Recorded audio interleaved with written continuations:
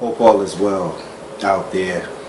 This is Grooms coming back again to reach out to you, to give you some information, some things that you may or may not know. That's my goal with every video that is presented on this channel. But today I'm going to talk to you about reasonable suspicion. I'm going to read the actual definition of it.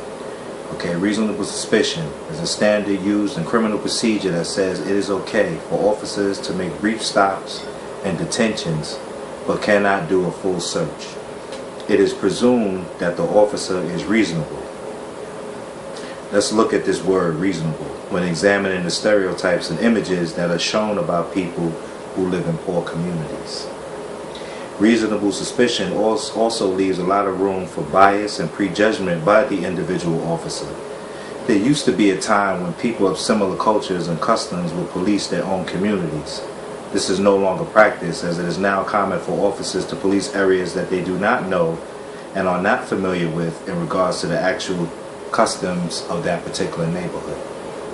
I say all that to say that sometimes when we're out in the neighborhood and there are a lot of different laws, well, it varies from state to state, but there are there's some laws that are out there in regards to congregating more than 3 people or things of that nature. And these laws are put into place to actually keep people off the corners. It's supposed to deter illicit activity and things of that nature.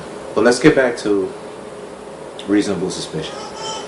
Reasonable suspicion is basically, if I'm standing outside in front of my building for, let's say, 5 minutes, and an officer is making a patrol, and he sees me out there, and he makes some type of eye contact, or maybe he just doesn't like the color of the shirt that I have on that day, he can make a predetermined judgment that says that he can come up to me and stop me and briefly detain me.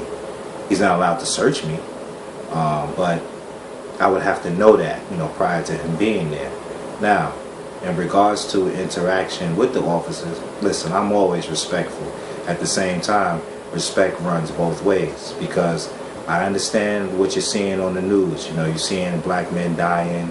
You're seeing a lot of what you would call disorderly conduct, or resisting arrest, or things of that nature. Sometimes it's not like that.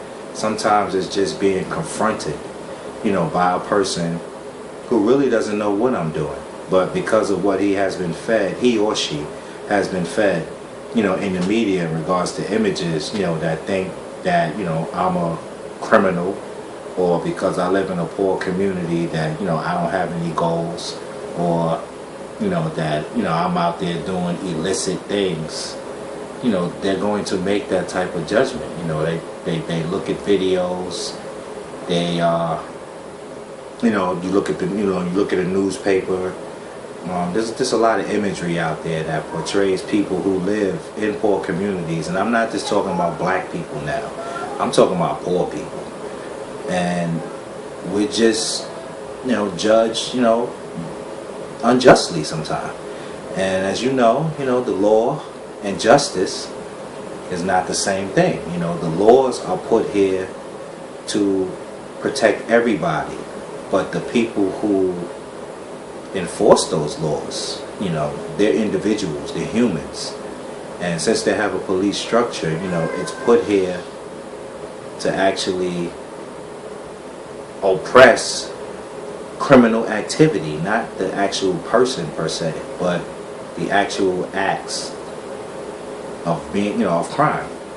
But I said all that to say that there is a difference between reasonable suspicion and probable cause. Now, probable cause would be, I'm out there and I'm doing illicit activity, on a consistent basis, and an officer, he's on his tour. He sees me out there, but he doesn't, catch me doing anything.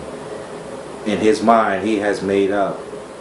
Well, he doesn't know whether I'm doing anything or not. But if he has suspicion that I am doing criminal activity, whether I have anything on me or not, he now legally has probable cause to come up to me and, more than briefly detain me. He may even be able to do a frisk or a search, because now it has been presumed that I am actually committing a crime.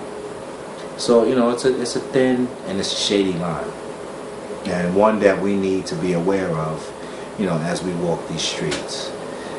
But that's all for now. Thank you for listening. Hopefully, I was able to give you some information that you can use.